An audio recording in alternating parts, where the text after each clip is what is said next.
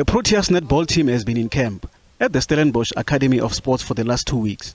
16 players were at the High Performance Center going through their paces and undergoing rigorous tests hoping to impress the technical team members. 6 players who are applying their trade overseas were not part of the camp. The Proteas assistant coach Nicole Cusack says only 12 players will make the final team, with 3 players selected as reserves. The purpose of this camp is for selections for the World Cup. So the girls are quite anxious and very nervous, wanting to get out there on court and show us what they've got. So it is a difficult time for them, but we've prepared them well, and we've kind of got to keep them relaxed enough to make sure they play at their best performances to show us what they've got. So for us as coaches, it's crunch time. We've got 6 players overseas that we also have to consider. So watching video of those girls and watching some live games of the girls here and seeing their training intensity as well. So tough for all of us at the moment, but the reward will be worth it at the end.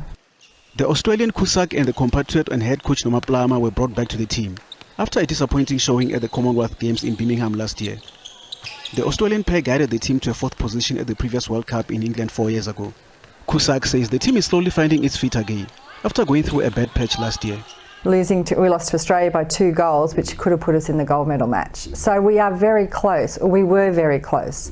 After that World Cup, Norma and I finished with the team, and then they had another coach that took them to come games where their performances probably wasn't as expected, but we're now catching up again and trying to lift them back to where they were back in the last World Cup. So we honestly hope for a World Cup podium finish.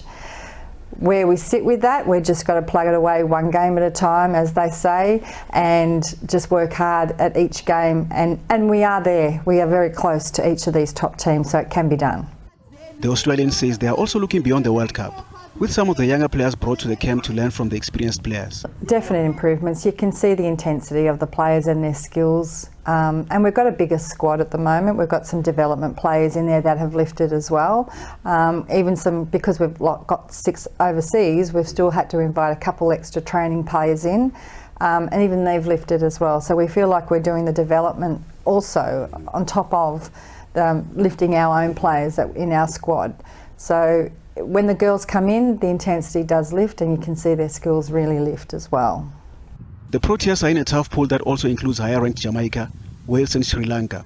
Cusack says Jamaica will be their toughest opponents. Well, Jamaica's, that will be our hardest game in the pool, and then in the crossover we hit New Zealand, number 2 in the world. So we have a tough draw. We have to beat one of those teams to make it through, and we feel we can.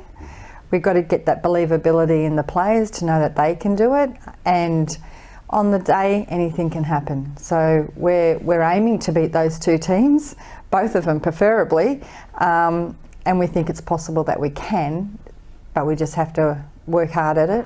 Cusack says the team will be inspired by the women cricket team that managed to finish in the final of the T20 tournament early this year in Cape Town.